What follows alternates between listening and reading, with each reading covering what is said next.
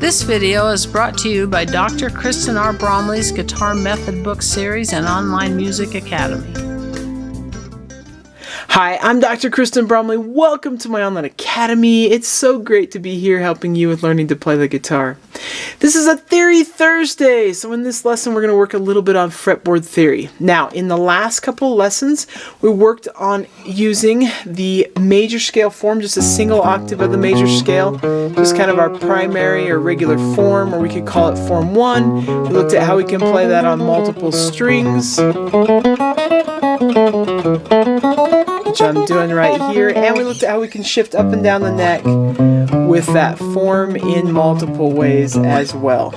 So now in this lesson, we're going to look at an alternate form, or scale form 2, we could call it that as well, of the major scale. Now why do we need to know two different forms? Well, for one, sometimes melodies finger better, so when we're improvising or playing melodies that are written, sometimes they finger better with this scale. Also, we can combine the two scale forms together and fill out the entire neck in 5 different positions. So we need to know this scale form to do that. So we're going to go ahead and look at this scale form. Now I have it written up here on the board. There's 3 different string sets that we can learn when we're playing it from the root to a higher root, so root to root in a single octave. And starting on this low 6th string, I'm going to put my pinky at the 5th fret as I demonstrate this. This form starts with the pinky or ring finger, whereas the other one starts with the index or middle finger, usually the middle finger, but we might be doing an alternate fingering when we get on the higher strings. And this one starts with the pinky. Sometimes we might start with the ring finger on the higher strings as well.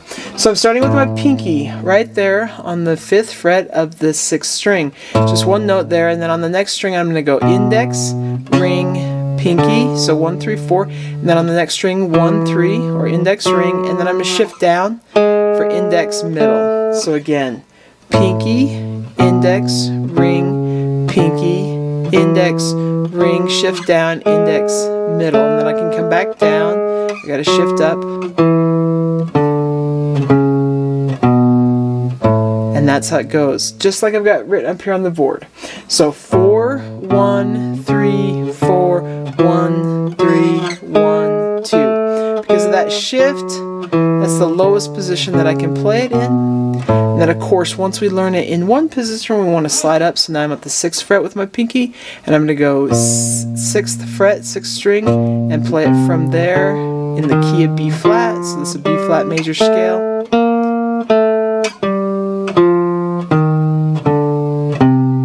Once we learn it there, we need to go up higher and learn it in all the positions that we can do so comfortably.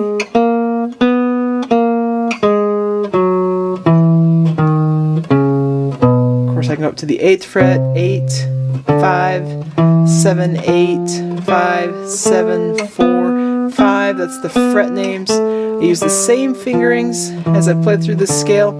I want to make sure not to be using one finger all the time or a couple fingers. I just want to get this fingering down really well. So you can play that in any position that's comfortable. Practice going up and down that chromatic scale as far as the roots go. Just practicing it in the different positions, getting it faster and faster, just like we did with scale form 1. Now with this one, I can also transfer it to the higher string sets just like we did with the other major scales. So I've got the next one over on the right side of the board there. I'm going to put my pinky at the 5th fret. Even though we don't have to shift on this one, I'm going to put it there anyway. Pinky's at the 5th fret. I'm on a D note, so we're playing the D major scale. So again, I go with my pinky on the next string, then I go index, ring, pinky on the next one, I go index, ring, and then I don't have to shift down. So we're going up to that 2nd string, and I go 1, 2, and then I come back down. So play it a little bit faster.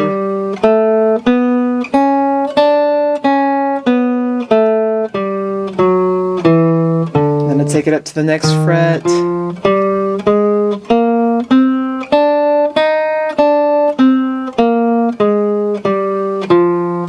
Up to the next.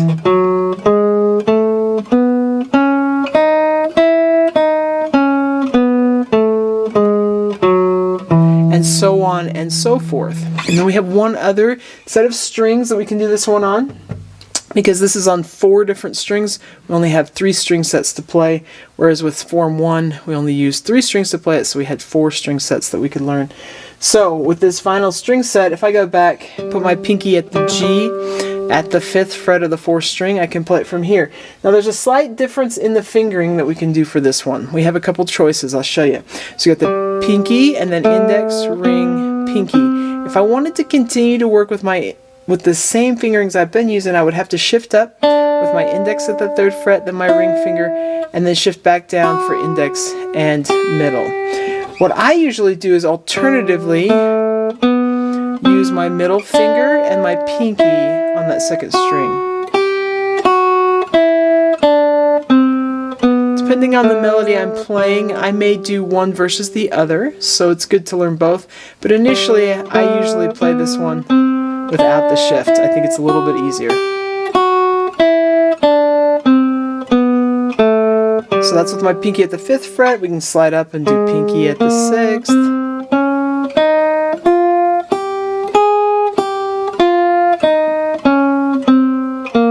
And go higher and go pinky at the 7th.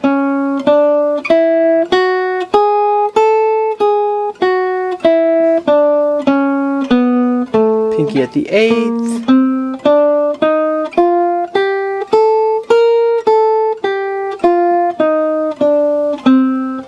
And so on and so forth. So in practicing these, it's a great thing to do, just like we did with the other one as an example with scale form 1, is just start in the lowest position that's possible and then go up position at a time, so moving up with the roots of the chromatic scale until you get as high as you feel comfortable playing it, and then either go back down 1 fret at a time or 1 position at a time, and then do the next string set the same thing and the next string set the same thing.